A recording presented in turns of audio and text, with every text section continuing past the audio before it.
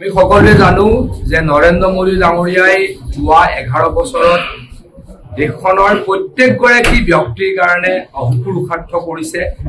প্ৰত্যেকগৰাকী ব্যক্তিক সহায় কৰিবলৈ হোক, প্ৰত্যেকগৰাকী ব্যক্তিৰ জীৱন ধাৰণৰ মানদণ্ড উন্নত কৰিবলৈ হোক অহৰহ প্ৰচেষ্টা চলাইছে আৰু সেই কাৰণে ভাৰতবৰ্ষই প্ৰায় প্ৰত্যেকটো দিশত যথেষ্ট উন্নতিও সাধিছে। আজি যদি মই অসমৰ কথা কওঁ, অসমৰ এই মুহূৰ্তত সকলোতকৈ চৰ্চিত বিষয়টো হৈছে সেমিকণ্ডাক্টৰ ইণ্ডাষ্ট্ৰী। সেমিকণ্ডাক্টৰ ইণ্ডাষ্ট্ৰী অসমলৈকে অহাৰ ক্ষেত্ৰত সকলোতকৈ ডাঙৰ কৃতিত্বকাৰ বা অসমলৈকে অনাৰ ক্ষেত্ৰত সকলোতকৈ ডাঙৰ কৃতিত্বকাৰ প্ৰধানমন্ত্ৰী নৰেন্দ্ৰ মোদী ডাঙৰীয়া। সেমিকণ্ডাক্টৰ ইণ্ডাষ্ট্ৰীৰ যি পলিচি, সেই পলিচিত যথেষ্ট পৰিমাণে, যিহেতু এইটো এটা অত্যন্ত গুৰুত্বপূৰ্ণ যন্ত্ৰ, এই মুহূৰ্তত সৰু সেমিকণ্ডাক্টৰ মানে যন্ত্ৰই সৰু বা এটা চিপছ। পৃথিৱীৰ বৰ্তমান পৰিৱেশত সেমিকণ্ডাক্টৰৰ গুৰুত্ব অপৰিসীম। মই যিমানখিনি জানো, যোৱা 40 বছৰে ভাৰত চৰকাৰে সেমিকণ্ডাক্টৰ বনাবলৈ, উৎপাদন কৰিবলৈ যথেষ্ট চেষ্টা কৰিছিল, কিন্তু কোনোৱে সফল নহল। সফল হল নৰেন্দ্ৰ মোদী ডাঙৰীয়া। নৰেন্দ্ৰ মোদী ডাঙৰীয়াৰ দিনত 3টা আমাৰ দেশলৈকে সেমিকণ্ডাক্টৰ ইণ্ডাষ্ট্ৰী আহিল, তাৰে এটা অসমে পালে। গতিকে অসমৰ প্ৰত্যেকগৰাকী ব্যক্তি নৰেন্দ্ৰ মোদী ডাঙৰীয়াৰ ওচৰত নিশ্চয়কৈ কৃতজ্ঞ। আমাৰ দেশৰ প্ৰায় 11 কোটি পৰিয়ালক প্ৰধানমন্ত্ৰীৰ আয়ুষ্মান যোজনা দিয়ে। আমাৰ প্ৰত্যেকগৰাকী ব্যক্তিৰ ঘৰলৈকে হৰ ঘৰ নল হৰ ঘৰ জল আহে। আমাৰ প্ৰত্যেক ঘৰ মানুহলৈকে, মই আকৌ কৈছো, জীৱন ধাৰণৰ মানদণ্ড উন্নতি কৰিবলৈ প্ৰধানমন্ত্ৰী ডাঙৰীয়াই অহৰহ প্ৰচেষ্টা কৰিলে। উত্তৰ পূৰ্বাঞ্চললৈকে প্ৰায় 70 বাৰ এতিয়ালৈকে প্ৰধানমন্ত্ৰী ডাঙৰীয়া আহিছে। আগতে সেই কথা কেতিয়াও নাছিল। আনকি আমাৰ অসমক প্ৰতিনিধিত্ব কৰা প্ৰধানমন্ত্ৰী ডাঙৰীয়া, সেই সময়ত প্ৰধানমন্ত্ৰী গৰাকীয়েও ৰাতিপুৱা আহি আবেলিলৈ গুচি গৈছিল। প্ৰধানমন্ত্ৰী মোদী ডাঙৰীয়া অকল গুৱাহাটীতে নৈশ যাপন নকৰে, কাজিৰঙাত গৈ নৈশ যাপন কৰে। তেতিয়াই মুখ্যমন্ত্ৰী ডাঙৰীয়াই অনুৰোধ কৰে প্ৰধানমন্ত্ৰী ডাঙৰীয়াক অসমৰ কাৰণে কিবা এটা কৰিবলৈ, এখোজ আগুৱাই গৈ প্ৰধানমন্ত্ৰী ডাঙৰীয়াই সেই ক্ষেত্ৰত সহায় কৰে।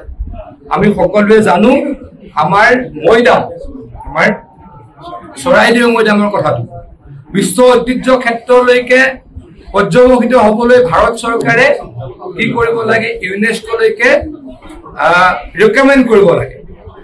এই ৰিকমেণ্ড কৰাৰ ক্ষেত্ৰত মই জানো যে এটা অনুষ্ঠান আছিল প্ৰধানমন্ত্ৰী ডাঙৰীয়াই প্ৰতিনিধিত্ব কৰা সমষ্টিটোৰ পৰা।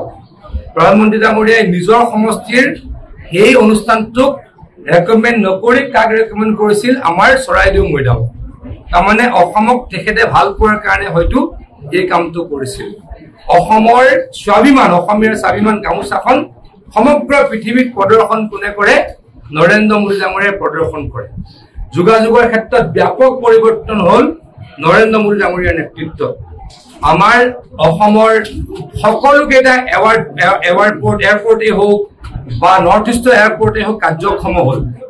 আৰু ৰেল, কেইদিনমানৰ আগলৈকে মণিপুৰলৈকে ৰেল নাছিলে, কেইদিনমানৰ আগলৈকে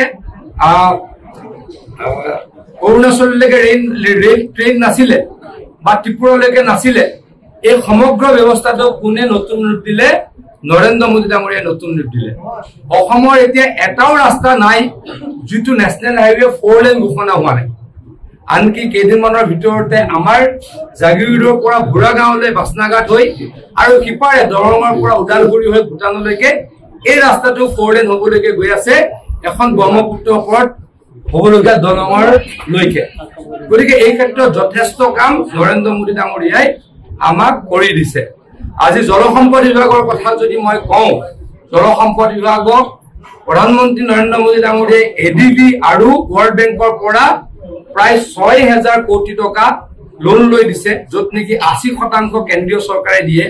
মানে প্ৰায় 4800 কোটি টকা যোৱা 4 বছৰত কেন্দ্ৰীয় চৰকাৰে দিছে, বাকী 1200 কোটি টকা আমি অসম চৰকাৰে দিব লাগে। গতিকে এয়া মাত্ৰ কেইটামানে উদাহৰণ। নৰেন্দ্ৰ মোদী ডাঙৰীয়াৰ নেতৃত্বত আমি 6খন মেডিকেল কলেজৰ পৰা 20খন মেডিকেল কলেজৰ কথা চিন্তা কৰিব পৰা হল। এতিয়ালৈকে যোৱা 9 বছৰত আমি 19খন মেডিকেল কলেজ বনাবলৈ সক্ষম হৈছো আমাৰ সাংসাৰীৰ এইমছখনক লৈ। আৰু আমি অহা 8 ছেপ্টেম্বৰত আমাৰ সকলোৰে আদৰৰ ভাৰতৰত্ন ডক্টৰ ভূপেন হাজৰিকাৰ 100 বছৰীয়া জন্ম জয়ন্তী পালন কৰিবলৈ তেখেতৰ জন্মদিনৰ দিনা প্ৰধানমন্ত্ৰী ডাঙৰীয়া আহিব শুভাৰম্ভণি কৰিবলৈ। সেইদিনা প্ৰধানমন্ত্ৰী ডাঙৰীয়াই আমাৰ দৰং জিলাত অসমৰ যোৱা 9 বছৰত 20 নম্বৰখন মেডিকেল কলেজৰ কি কৰিব আধাৰশিলা স্থাপন কৰিব। গতিকে কিদৰে কি কৰিছে প্ৰধানমন্ত্ৰী ডাঙৰীয়াই কৈ থাকিলে এবাৰ ঘণ্টাও লাগিব। গতিকে ইমানখিনি কোৱাৰ পৰিৱেশো নহয়, কিন্তু আকৌ কৈছো প্ৰধানমন্ত্ৰী ডাঙৰীয়াৰ ভাৰতবৰ্ষৰ ৰাইজৰ কি কৰিছে, ভাৰতবৰ্ষৰ ৰাইজৰ জীৱনৰ মানদণ্ড পৰিৱৰ্তন কৰিছে। আমাৰ দেশৰ অৱস্থা 2014 চনত পৃথিৱীৰ 12 নম্বৰৰ ইকনমি আছিল। আমি সকলোৱে জানো যে আমাৰ ইকনমি সাইজ আমাৰ প্ৰধানমন্ত্ৰী নৰেন্দ্ৰ মোদী ডাঙৰীয়া প্ৰধানমন্ত্ৰী নোহোৱাৰ আগলৈকে পৃথিৱীৰ 12 নম্বৰ আছিল। এতিয়া কিমান 4 নম্বৰ। কেইদিনমানৰ আগতে আমি জাৰ্মানীক অভাৰটেক কৰিলো, আমি ফ্ৰান্সক ইংলেণ্ডক অলপ দিনৰ আগত অভাৰটেক কৰিলো, আৰু 2 বছৰৰ ভিতৰত আমি জাপানকো অভাৰটেক কৰি বিশ্বৰ 3য় বৃহত্তম অৰ্থনীতিলৈকে আমি নিজক পৰ্যবেক্ষিত কৰিম। ইয়াৰ কাৰ কাৰণে হৈছে? নৰেন্দ্ৰ মোদী ডাঙৰীয়াৰ সুশৃংখলাবদ্ধ শাসনৰ কাৰণে হৈছে। গতিকে নৰেন্দ্ৰ মোদী ডাঙৰীয়াই যথেষ্ট কৰিছে। সেইকাৰণে নেহেৰুৰ পাছত, পণ্ডিত জৱাহৰলাল নেহৰুৰ পাছত একেৰাহে 3টা টাৰ্মৰ কাৰণে যদি কোনোবা প্ৰধানমন্ত্ৰী হ'ব পাৰিছে, সেয়া নৰেন্দ্ৰ মোদী ডাঙৰীয়া প্ৰধানমন্ত্ৰী হ'ব পাৰিছে। মই ভাবো নেহেৰু ডাঙৰীয়া 17.5 বছৰ প্ৰধানমন্ত্ৰী হৈছিল। ভাৰতবৰ্ষৰ ৰাইজে নৰেন্দ্ৰ মোদী ডাঙৰীয়াক অতি কমৰ 20 বছৰৰ কাৰণে প্ৰধানমন্ত্ৰী পাতিব, কাৰণ এয়া ভাৰতীয়ৰ আন, এয়া ভাৰতীয়ৰ নৰেন্দ্ৰ মোদী ডাঙৰীয়াৰ প্ৰতি কৃতজ্ঞতা, তেখেতৰ প্ৰতি মৰম। গতিকে এইখিনিকে আপোনালোকৰ আগত কৈছো, আৰু নিশ্চয়কৈ কৰিব লগা আছে। আমি পৰৱৰ্তী সময়ত নৰেন্দ্ৰ মোদী ডাঙৰীয়া আৰু হিমন্ত বিশ্ব শৰ্মাৰ নেতৃত্বত আৰু অসমৰ ৰাইজৰ কাৰণে কাম কৰিম। অসমক অশুভ শক্তিৰ পৰা বচাবলৈ কাম কৰিম, অসমক আগুৱাই লৈ যাবলৈ কাম কৰিম। অত্যন্ত দুখজনক ঘটনা, অত্যন্ত দুখজনক ঘটনা। এতিয়ালৈকে কনফাৰ্মেশ্যন হোৱা নাই কাৰণে আমি আগতীয়া শোক প্ৰকাশ কৰা নাই, কাৰণ উদ্ধাৰ অভিযান চলি আছে। কিন্তু অত্যন্ত দুখজনক ঘটনা। 242 জন যাত্ৰী আছে বুলি শুনিছো। যদিও তেখেতলোক যাতে বাচি থাকে, ভগৱানৰ ওচৰত প্ৰাৰ্থনা জনাইছো।